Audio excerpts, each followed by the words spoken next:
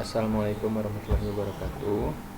Perkenalkan, nama saya Muhammad Fauzan Surawijaya dari Teknik Elektro Angkatan 2017 dengan NIM 21060117171. Pada hari ini saya akan melaksanakan tugas dari mata kuliah metode dan perakiraan beban, yaitu untuk mempresentasikan kembali selama 15 menit dari pertemuan kedua, yaitu mengenai metode dan model perakiraan kebutuhan energi listrik. Ya, langsung saja dengan judul metode dan model perakiraan kebutuhan energi listrik APJ Pekalongan, Tegal, Cilacap, dan Purwokerto. Di sini di abstraknya perkiraan permintaan energi yang terus meningkat sejalan dengan peningkatan pertumbuhan ekonomi nasional. Diperlukan data kondisi pemakaian energi saat ini. Perkiraan diperlukan agar dapat menggambarkan kondisi konsumsi energi saat ini dan masa datang. Dengan diketahuinya perkiraan kebutuhan energi jangka panjang, akan dapat direncanakan pengembangan sarana penyediaan energi selama kurun waktu perkiraan. Analisa permintaan energi pada dasarnya terkait dengan pemakaian energi dan perekonomian, elastisitas dan intensitas permintaan energi, supply demand, energy final, dan energy end use. Pengembangan model dan metode perkiraan dipengaruhi intuisi peramal yang berhubungan dengan pengalaman keseharian. Lalu ada pendahuluannya, yaitu ada energi adalah kemampuan untuk mengubah dari suatu kondisi ke kondisi yang lain. Jenis-jenis energi antara lain ada energi kinetik, energi potensial, energi panas, energi listrik, energi kimia, dan energi cahaya, dan sebagainya. Energi dapat diperoleh dari dan digunakan secara langsung, seperti panas matahari, potensial air, dan sebagainya. Ada pula energi yang diperoleh dan hasil konversi energi bahan-bahan pembawa energi.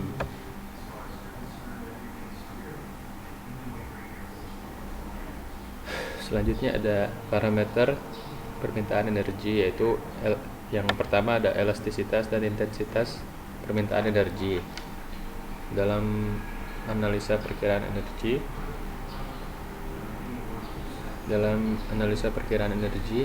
dikenal istilah elastisitas dan intensitas permintaan energi. Untuk yang sudah terjadi adalah elastisitas dan intensitas pemakaian energi. Elastisitas permintaan energi itu adalah suatu ukuran atau parameter yang menyatakan perubahan permintaan energi dengan adanya perubahan parameter yang lain, misalnya tingkat pendapatan, harga energi, dan sebagainya. Terus kalau elastisitas permintaan energi merupakan besaran yang tidak berdimensi. Dalam skala nasional atau regional, pendapatan dapat berupa PDB atau PDRB, yaitu dia di tingkat nasional atau di tingkat regional. Terus persamaan elastisitas permintaan energi terhadap pendapatan adalah delta volume permintaan energi dibagi delta pendapatan. Sebagai contoh, elastisitas permintaan energi terhadap PDB di Indonesia ada 1,1%. Jadi apabila PDB naik 1%, maka permintaan energi akan naik sebesar 1,1%. Intensitas pemakaian energi adalah parameter yang menyatakan besarnya pemakaian energi untuk melakukan suatu aktivitas tertentu. Dengan rumus I atau intensitas energi sama dengan volume pemakaian energi dibagi volume aktivitas. Intensitas energi biasanya dinyatakan dalam SBM atau setara barel minyak per juta rupiah nilai tambah, yang menyatakan besarnya pemakaian energi untuk menghasilkan satu satuan nilai tambah. Semakin kecil intensitas energinya, berarti tingkat pemakaian energi semakin efisien atau hemat dalam menghasilkan nilai tambah. Lalu ada pendekatan demand dan pendekatan supply. Perkiraan permintaan energi dapat dilakukan dengan pendekatan demand dan pendekatan supply. Pendekatan demand artinya permintaan energi dihitung dari permintaan energi oleh masing-masing sektor atau pemakai energi. Pendekatan supply adalah perhitungan permintaan energi yang didasarkan pada data perkembangan pemasokan energi. Pendekatan demand lebih sulit dilakukan dan lebih banyak membutuhkan data. tapi dapat lebih menggambarkan permintaan energi yang sesungguhnya dan dapat lebih rinci dalam menghitung permintaan energi per sektor pemakai. Di sini selanjutnya ada energy final dan energy end use. Dalam analisa permintaan energi dikenal istilah energy final dan energy end use. Sementara dalam analisa pasokan energi dikenal istilah energi primer dan energi sekunder. Energi final adalah energi yang siap digunakan. Jadi final itu ada dua, ada energi final komersial dan non komersial. Yang pembagian ini tidak dapat dilakukan secara tegas, namun umumnya biomasa itu yang non komersial. Jenis-jenis energi final komersial antara lain BBM, gas bumi, batu bara, briket, listrik, LPG. Lalu yang non komersial itu ada arang kayu, kayu bakar, biogas, sinar matahari dan sebagainya. Lalu ada energi end use, itu energi yang langsung digunakan oleh konsumen. Misalnya energi panas, energi cahaya, energi cahaya untuk lampu dan sebagainya. Pembahasan energi end use akan sangat terkait dengan teknologi dan efisiensi alat konversi energi. Alat konversi energi itu misalnya lampu, kompor, kulkas dan sebagainya. Lalu ada pembagian sektor memakai energi.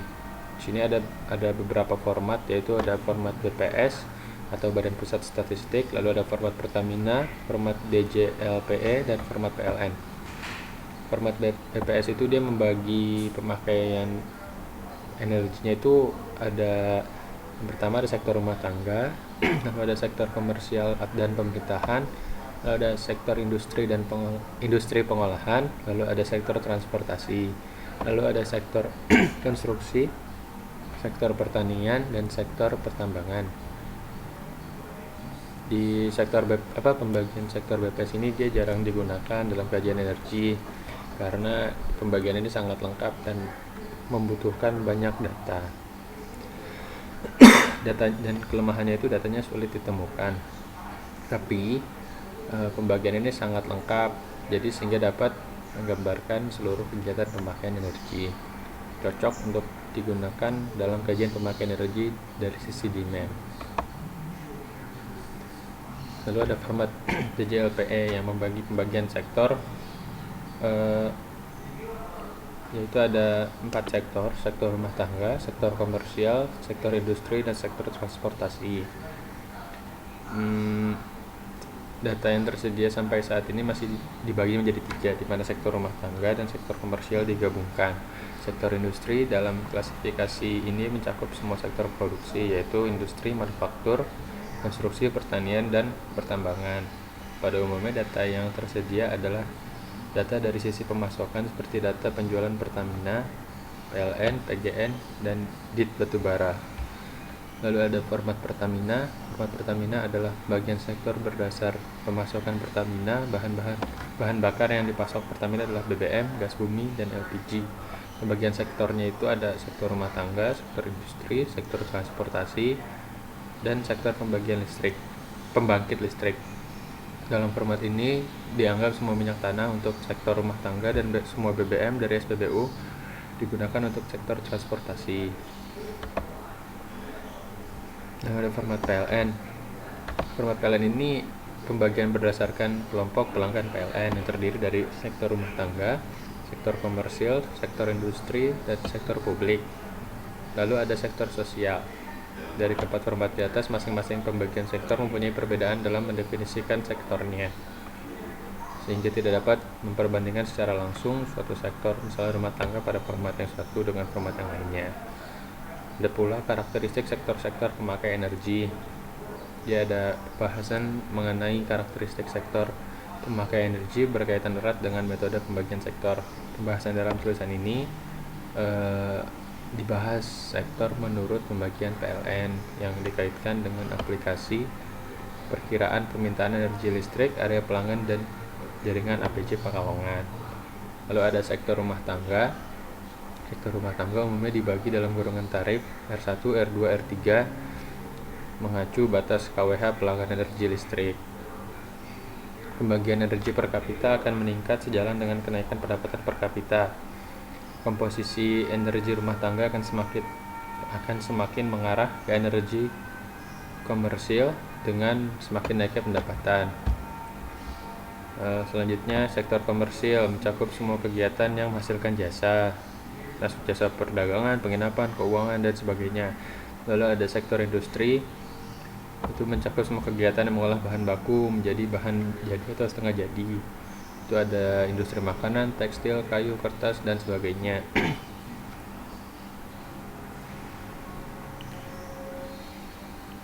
Lalu ada sektor publik dan sektor sosial atau umum, mencakup semua kegiatan pelayanan masyarakat di mana dalam pelaksanaan kegiatan memerlukan energi listrik. Ini termasuk pemerintahan, rumah sakit, tempat ibadah, institusi pendidikan, dan sebagainya. Lalu ada metode perkiraan kebutuhan energi listrik di Indonesia. Selanjutnya, perkiraan kebutuhan energi listrik termasuk dalam ranah perencanaan energi terpadu dalam konteks rencana pembangunan sosial ekonomi. Pengembangan sumber daya dan energi didasarkan pada kebijakan energi umum, yaitu memperhitungkan kebutuhan permintaan energi baik untuk ekspor dan keperluan dalam negeri. Lalu ada program-program pemerintahan yang mempengaruhi kebijakan perencanaan energi listrik. Itu ada ketidaktergantungan permintaan energi minyak bumi dan dapat melakukan diversifikasi sumber energi lainnya seperti tenaga air, batu bara, dan sebagainya. Dalam mengelola pasokan listrik bagi masyarakat harus diperhatikan bahwa kualitas layanan terus ditingkatkan. Lalu ada ketidakpastian perkiraan permintaan energi listrik. Itu ada situasi ekonomi internasional, dalam negeri dan harga minyak dunia. Lalu ada metode perkiraan permintaan energi. Itu ada metode pertumbuhan. Metode pertumbuhan untuk melakukan perkiraan metode ini diperlukan data pemakaian energi selama beberapa tahun. Itu ada pola pertumbuhannya dapat berupa pertumbuhan tahunan dan rata pertumbuhan tahunan, dan pertambahan tahunan dan rata pertambahan tahunan. Lalu ada metode ekonometrik. Metode ekonometrik ini lebih sempurna dibanding metode pertumbuhan karena membuat korelasi besaran permintaan energi dengan besaran-besaran lain, misalnya jumlah penduduk, pendapatan, dan sebagainya. Lalu ada metode intensitas, disebut metode accounting energi, merupakan perhitungan atau perkiraan permintaan energi dan secara bottom up dengan rumus permintaan energi sama dengan aktivitas dikali intensitas. Lalu ada metode analisa sistem. Metode analisa sistem ini ditujukan untuk memberikan pemahaman sistem terhadap sistem permintaan energi. Lalu ada metode sistem energi. Model sistem energi ini adalah suatu representasi gambaran dari dunia nyata.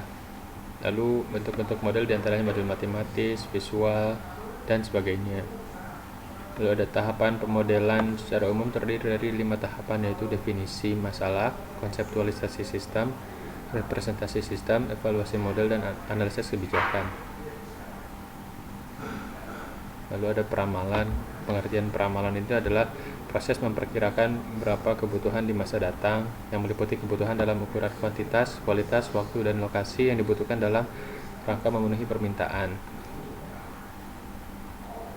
Langkahnya menentukan tujuan dari peramalan, memilih sistem independent system, menentukan horizon waktu dari peramalan, memilih model-model peramalan, memperoleh data, validasi model, membuat peramalan, implementasi, dan memantau keandalan. Ada fungsi peramalan, yaitu tidak hanya termasuk dalam teknis khusus model, tapi juga termasuk input dan output subjek peramalan.